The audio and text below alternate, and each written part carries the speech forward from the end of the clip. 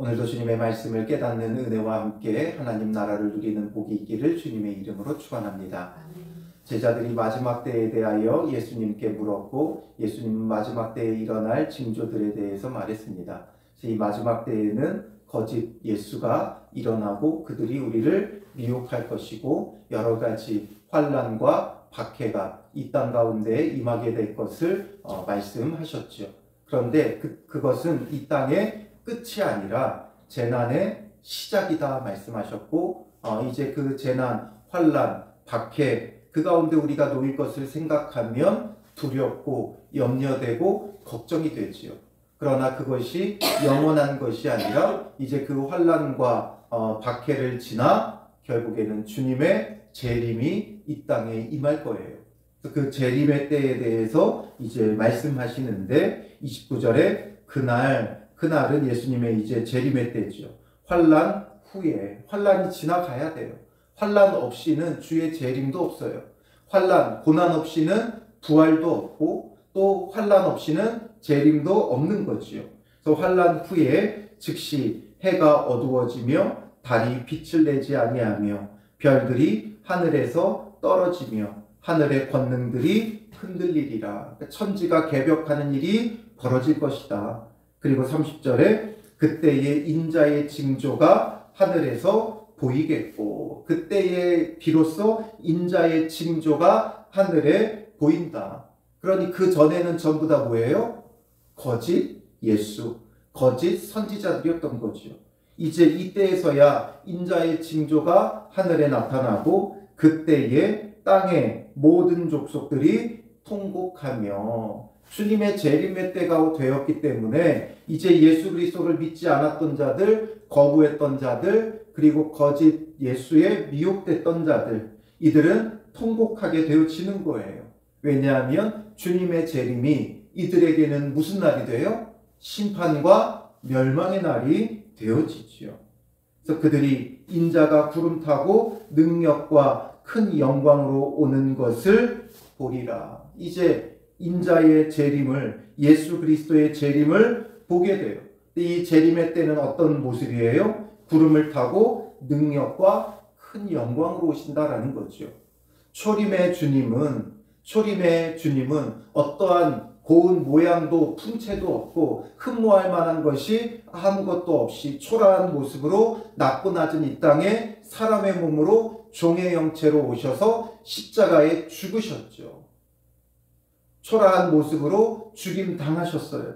그러나 그 죽으심이 우리를 구원하게 되었고 그의 부활하심과 이제 다시 오시게 되는 그 재림의 때에는 능력과 영광으로 오신다라는 거죠.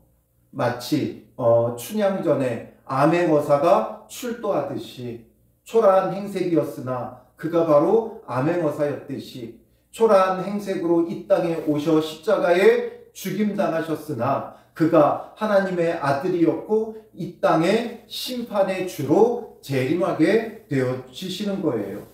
그러니 땅의 모든 족속은 통곡하지요. 그러나 그 가운데 땅의 족속이 아니라 하나님의 백성들 어떻게 돼요? 31절에 그가 큰 나팔소리와 함께 천사들을 보내리니 이제 그가 천사들을 보내요. 그의 수종들던 천사들을 보내서 그들이 그의 택하신 자들을 하늘 이 끝에서 저 끝까지 사방에서 모으리라. 택하신 자들을 모으신다라는 거죠. 땅의 이 끝에서 저 끝까지, 즉 온 땅에 있는 모든 택함 받은 자들을 불러 모아 이제 영광의 부활을 얻게 하시고 하나님 나라를 소유하게 하시는 참된 구원의 날이 되어지는 거예요. 누구를 불러 모으신다고요? 택하신 자죠. 택하신 자. 누가 택함 받은 자예요? 창세전부터 하나님께서 택하신 자고 그 택하신 자들은 이 땅에서 어떤 자들이었습니까? 환난과 박해를 받는 자들이지요. 마태복음 22장에 보면 혼인잔치에 청함을 받는 비유에 대해서 나오죠. 그 마지막 결론이 뭐예요? 22장 14절에 보면 청함을 받은 자는 많되 택함을 입은 자는 적으니라. 청함받은 자, 오라고 청함받은 자, 복음이 땅끝까지 전해져야 그제서야 끝이 온다 그랬죠. 그러니 땅끝까지 청함을 받게 되어져요. 모든 민족, 모든 족속이 청함을 받았어요. 그런데 그 가운데 택함을 입은 자는 적다. 누가 택함을 입은 자였어요? 이렇게 청함을 받아 많은 사람들이 왔는데 그 가운데서 누가 쫓겨나게 되어져요?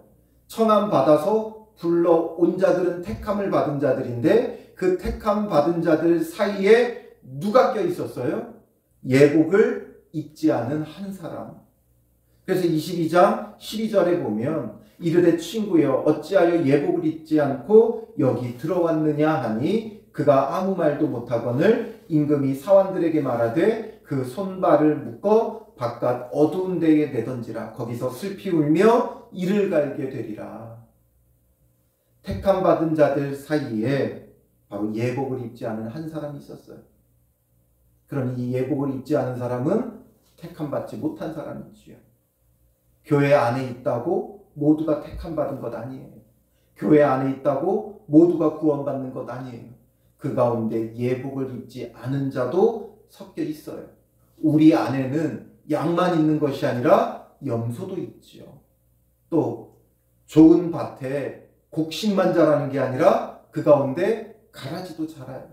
그러나 미리 뽑지 않죠. 왜냐하면 가라지를 뽑다가 곡식까지 뽑을까 봐.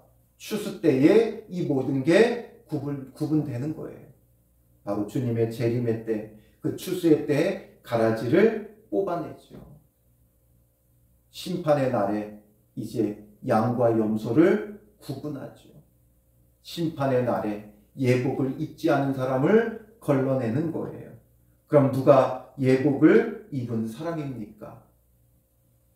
바로 예수 그리스도로 옷 입는 것이지요. 예수 그리스도로 옷 입는 자가 바로 예복을 입은 자예요. 갈라디아서 3장 27절에 누구든지 그리스도와 합하기 위하여 세례를 받은 자는 그리스도로 옷 입었느니라. 바로 그리스도와 합하는 것, 그리스도와 하나 되어지는 것, 그게 바로 그리스도로 옷 입는 것이다 라는 거죠. 그리고 오직 주 예수 그리스도로 로마서 13장 14절에 보면 오직 주 예수 그리스도로 옷 입고 정욕을 위하여 육신의 일을 도모하지 말라. 바로 예수 그리스도로 옷 입었으면 이제 정욕을 위하여 육신의 일을 도모하지 말아라. 우리는 어떤 옷을 입었느냐에 따라 우리의 행동이 달라져요. 좋은 옷을, 정장을 차려 입으면 행동 거지를 조심하게 되어 있죠. 아무데나 앉지 않아요. 아무데나 눕지 않아요. 뭐가 혹여나 묻을까 봐 행동을 조심하게 되어 있어요. 그런데 추리닝 입으면 어떻게 돼요? 운동복 입으면 아무데나 앉을 수 있고 아무데나 누울 수 있죠. 거기다가 거지의 옷을 입으면 어떻게 되겠어요? 아무거나 주워 먹을 수도 있는 거예요. 그러니 우리가 어떤 옷을 입고 있느냐가 중요해요. 예수 그리스도로 옷 입었으면 예수 그리스도로 옷 입었기에 정욕을 위하여 더 이상 육신의 일을 도모할 수 없어요. 예수 그리스도와 합하여 그리스도로 옷 입고 우리가 정욕을 위하여 육신의 일을 도모하지 않는 자가 바로 택함을 받은 자예요. 그러니 우리가 이 땅에서 택함 받은 자로 살아가야 하는 것이지요. 32절에 보면 무화과 나무의 비유를 배우라 말씀하고 있어요. 무화과 나무의 비유, 이게 뭐예요? 그 가지가 연하여지고 잎사귀를 내면 여름이 가까운 줄을 아나니. 이들에게 무화과 나무의 잎사귀가 펴는 것은 시기의 징조가 되어져요. 그래서 이제 무화과 나무의 잎사귀가 피기 시작하면 이제 여름이 가까이 왔구나, 이런 것을 알게 되지요. 우리도 그런 게 있잖아요. 저는 아직도 너무나 기억에 생생한 좋은 기분이 뭐냐면 새학기가 되면 이제 3월 2일 개학하잖아요. 초등학교 때 개학해서 학교를 가게 되면 그 학교 담벼락에 노랗게 피어있는 그 개나리를 보았을 때 그때의 그 뭔가 기쁨, 즐거움, 그 행복함을 너무나 생생하게 기억하고 있어요. 그래서 개학하면 그 담벼락을 걸으며 그 개나리를 보면 너무 행복해하던 때가 생각이 나요. 그 개나리가 핀다 그러면 이제 봄이 왔구나, 이제 겨울이 지나갔구나, 이런 것을 우리가 생각하죠. 벚꽃이 만발하면 이제 봄의 한가운데에 왔구나, 이런 것들을 생각해요. 그리고 이제 단풍이 들기 시작하면 가을이 왔고 곧 겨울이 오겠구나, 이런 때 시기를 그냥 흔하디 흔한 길거리의 나무만 보아도 알 수 있다는 거죠. 그런데 왜 이 시대의 징조는 구분하지 못하느냐, 이거예요. 우리가 무화과 나무를 보며 여름이 가까이 왔다 생각하듯이 이 시대의 징조를 보면 주님께서 가까이 왔음을 알라는 거지요. 33절에 이와 같이 너희도 이 모든 일을 보거든. 이 모든 일은 뭐예요? 앞에서 말했던 시대의 징조죠. 마지막 때를 향해 가는 징조예요. 거짓 예수 그리스도가 일어나고 민족이 민족을, 나라가 나라를 대적하여 일어나고 또 환난과 박해가 있고, 이럴 때에 인자가 가까이 곧 문 앞에 이른 줄 알라. 이제 인자가 곧 문 앞에 이른 줄 알아라 라는 거죠. 즉 이 시대의 징조, 예수님이 말씀하시는 것을 보았으면 예수님께서 문 앞에 이르렀다. 문 앞에 이르렀다는 건 뭐예요? 열고 들어오기만 하면 되는 거예요. 그러니 예수님의 재림이 문만 열고 들어오면 될 정도로 임박했음을 깨달으라는 거죠. 이제 예수님의 재림이 심판과 종말의 때가 임박했어요. 민족이 민족을, 나라가 나라를 대적하는 일들이 곳곳에서 일어났죠. 재난이 벌어지죠. 거짓 예수가 횡행하죠. 그러니 이제 예수님의 재림이 임박했어요. 오늘 이 시간에 예수님이 재림하셔도 아무 말 할 수 없어요. 이미 다 징조를 보여주시고 말씀하고 계시기 때문에 이제 이 시대가 이제 끝날이 왔다라는 거죠. 심지어 믿지 않는 자들도 어떤 말들을 해요? 말세다, 말세야, 이런 말들을 하죠. 정말 자기 때와 다른 뭔가 이제 이 시대가 이상하게 돌아가는 것을 보면서 믿지 않는 자들도 말세다, 말세야 말을 해요. 그런데 믿는 우리가 성경에서 분명히 그리스도께서 말씀하신 이 마지막 때에 대한 징조가 세계 곳곳에서 벌어지고 있어요. 그러니 주님께서 지금 당장 재림하셔도 왜 이 재난의 징조를 우리에게 안 보여주셨습니까? 말할 수 없도록 이미 다 말씀하셨어요. 그러니 주님의 재림은 이제 임박했어요. 우리가 너무나 풍요롭고 넉넉한 시대에 살아가다 보니까 예수님의 재림은 잊어버리고 살지요. 개똥밭에 굴러도 이승이 낫다 생각하는 그런 시대를 살아가고 있어요. 죽지 못해 산다 말해도 이 땅에서 어떻게든 조금이라도 더 살아보려고 악착같이 살아가요. 그러니까 주님의 재림은 우리에게는 어떤 의미예요? 주 예수여 오시옵소서 마라나타 외치며 사모하고 간절히 바랬던, 이 땅에 아무런 소망이 없던 그 시대를 지나 이제는 주님 안 오셔도 돼요 라는 시대가 되어버렸죠. 왜냐하면 이 땅에서 누릴 게 너무나 많고 가지고 있는 게 너무나도 많고 이 땅에서 살만한 거죠. 살만하니까 아무리 욕하고 욕해도 그래도 살만하니까 예수님의 재림은 우리 기억 저 깊이 어딘가에 있어요. 그리고 예수님의 재림을 간절히 바라고 소망하는 사람 없고 또 그 예수님의 재림을 준비하는 자들도 없어요. 2000년 동안 안 오셨는데 뭐 지금 당장 오시기야 하겠어, 이런 막연한 개념 속의 재림이에요. 그래서 예수님 믿고 구원 받았으니까 예수님이 재림하셔도 괜찮다 여기지, 주님의 재림에 대하여 인식하며 예비하고 준비하는 자는 많지 않다라는 거예요. 그러니 우리가 어떻게 해야 되는가? 임박한 재림을 생각하며 깨어 준비되어 있는 자가 되어야 하는 거죠. 이제는 언제 오실지 몰라요. 복음이 땅끝까지 다 전파되어졌고 이제 미전도 종족이라는 말을 쓸 수가 없어요. 복음이 전해지지 않은 곳이 없어요. 그리고 여러 가지 종말의 징조들이 우리 곳곳에서 벌어지고 있죠. 그러니 무서워하고 두려워할 게 아니라 주님의 재림을 준비하는 자가 되어야 돼요. 어떻게 준비해요? 그리스도로 옷 입고 택함 받은 자로 준비하고 있으면 돼요. 34절에 내가 진실로 너희에게 말하노니 이 세대가 지나가기 전에 이 일이 다 일어나리라. 천지는 없어질지언정 내 말은 없어지지 아니하리라. 천지는 없어져요. 그러나 내 말은 없어지지 않는다.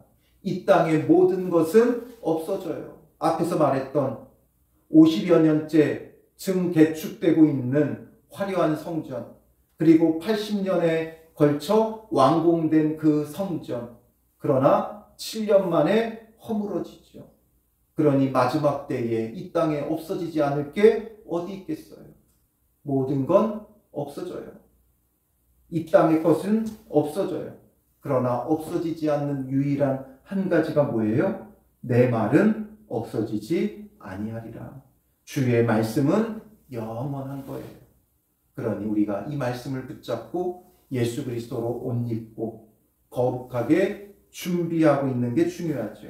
이 세대가 지나가기 전에 이 일이 다 일어나리라.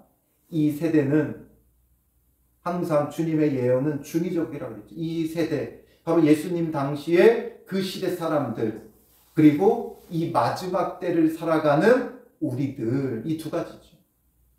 그래서 예수님 당시에 살아가던 이 세대, 그 시대 사람들이 다 죽기 전에 어떤 일이 일어나요? 예루살렘의 멸망, 예루살렘 성전의 황폐, 이게 벌어지죠. 그리고 마지막 때를 살아가는 우리에게 결국 마지막 때이기 때문에 주님의 재림의 날이 곧 온다라는 거죠. 이제 문만 열고 들어오시면 돼요. 문만 열면 돼요. 그러니 우리가 어떻게 해야 되겠어요? 임박한 재림에 대하여 늘 깨어서 준비하며 예수 그리스도로 옷 입고 택함 받은 자로 주의 말씀을 따라서 육신의 정욕을 도모하지 말고 주의 뜻에 순종하며 늘 깨어 준비하는 믿음의 사람들 되시기를 주님의 이름으로 축원합니다. 기도하겠습니다. 살아계신 아버지 하나님, 우리는 막연한 주님의 재림에 대하여 이제는 이 땅에 없어질 천지들의 소망을 두며 어리석게 살아가고 있습니다. 막연하게만 주님의 재림을 생각하고 깨어있지 못하고 이 땅의 것을 바라보고 사모하며 살아가고 있는 우리의 어리석음을 주님 용서하여 주시옵소서. 우리의 믿음의 눈을 열어주시고 이제 주께서 문 앞에 이른 줄을 깨닫게 하시고 문만 열면 주님의 재림이 곧 이 땅에 이루어질 것을 바라보며 이 땅에 소망을 두지 말게 하시고 오직 예수 그리스도에게 소망을 두게 하시며 택함 받은 자로서 예수 그리스도와 합하여 예수 그리스도로 옷 입은 자 되게 하여 주시며 예수 그리스도로 옷 입었기에 육신의 정욕을 따라 세상의 것을 도모하는 자가 되지 말게 하시고 영원히 없어지지 아니하는 주님의 말씀을 붙잡고 순종하며 거룩하게 세워지고 준비되게 하여 주시옵소서. 오늘도 깨어 준비하는 택함 받은 자로 살아가게 하여 주실 줄 믿사오며 예수님의 이름으로 기도합니다. 아멘.